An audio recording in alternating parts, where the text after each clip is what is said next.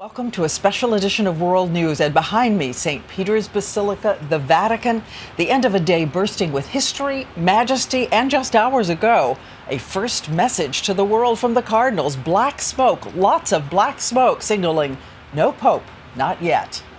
And right now, the cardinals are back in their quarters after taking the solemn vows in front of 1.2 billion Catholics watching from around the world.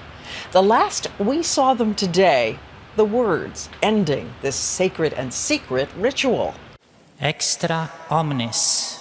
Extra omnes, which means everybody out, and the doors of the Sistine Chapel were closed. All day, the square outside of St. Peter's, a sea of umbrellas as the faithful, undeterred by the cold and rain, came to watch. And ABC's Josh Elliott reports from there tonight. As you know, Diane, it was a rainy day here in Rome, but it couldn't dampen the pageantry and ritualistic spirit of this first day of Conclave. It was a day that started with ceremony and then solemn prayer and, as ever, anticipation. As the rains fell, the crowds packed St. Peter's Square looking skyward for the results of today's first papal vote. But then, the dense black smoke rose, indicating there was no consensus yet. Just hours before, those 115 voting cardinals entered today's final mass, perhaps sneaking in some last conversations before heading to the conclave.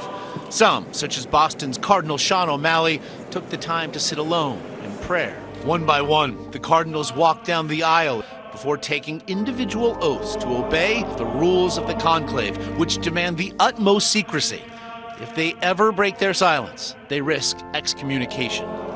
Cardinal Dolan, now thought to be a considerable contender, gave a final radio dispatch from Rome before heading into conclave himself. It's sort of a unique, special morning, huh? I never thought I'd be doing what I'm about to do. The last words we'll hear from him for a while. Extra omnes. Everyone out. And with that, the doors closed. The work of choosing a pope would truly begin. There's a sanctity in the air that they're trying to see who does it belong to among these 115 cardinals. Who is the person who is holy? And that's the toughest judgment of all. Then when the world sees white, inside the Sistine Chapel, the Dean of Cardinals will ask the newly elected Pope if he accepts the result. And if he does, he is from that moment the new Pope and chooses the name he will then be called. Next, he walks to the nearby Room of Tears, so called because some newly elected popes have in the past cried there as they absorbed the enormity of the moment. He then dons his new robes, puts the papal ring on his finger, and is led down the Hall of Blessings to the central window of St. Peter's Basilica, where he is introduced to the masses with a simple Latin phrase, Habemus Papam, we have a pope. And until then, Diane, the world's wait continues. And if history is any indication of how long this might take, keep in mind that none of the last four conclaves lasted more than 3 days. But also keep in mind, the last conclave to go more than 5 days was back in 1831. That one, Diane, took 50 days. Everyone had to pack a lot of bags then. Thank you so much, Josh. And ABC's Cecilia Vega was also moving through the crowds in St. Peter's today and found a flock both devout and some people defiant. As one of the Catholic Church's holiest rituals went on inside, outside a moment of chaos. Just steps away from St. Peter's Basilica, these women took their tops off to protest what they call patriarchy in the church. They met their match with Vatican police. Authorities pounced, and police shoved away the media. Security is on high alert, with thousands of pilgrims packed into this holy site. Many of those pilgrims started their day in prayer at this mass to send the cardinals on their way. For hours, people waited outside to get a spot here in St. Peter's Basilica just to catch a glimpse of one of these men who are walking down the aisle today. One of them will be the next pope. Others braved Rome's pouring rain, waiting for that single smoky sign.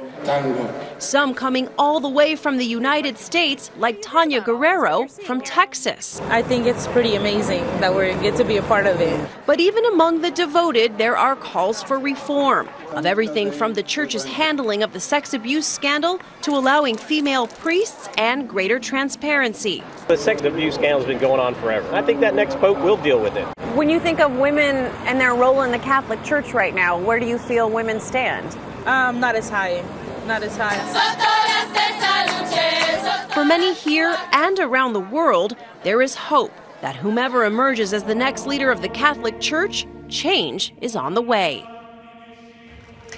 And those protesters we saw today were detained by police. That scene making for a very intense moment in what was otherwise a very peaceful day. We met pilgrims from all over the world, from Europe, from Latin America, from Asia. Diane, they were singing, they were cheering, they were rooting for the Cardinals from their own countries. In some ways, it really felt like a little bit of a soccer match out there. All right, Cecilia Vega, thank you so much.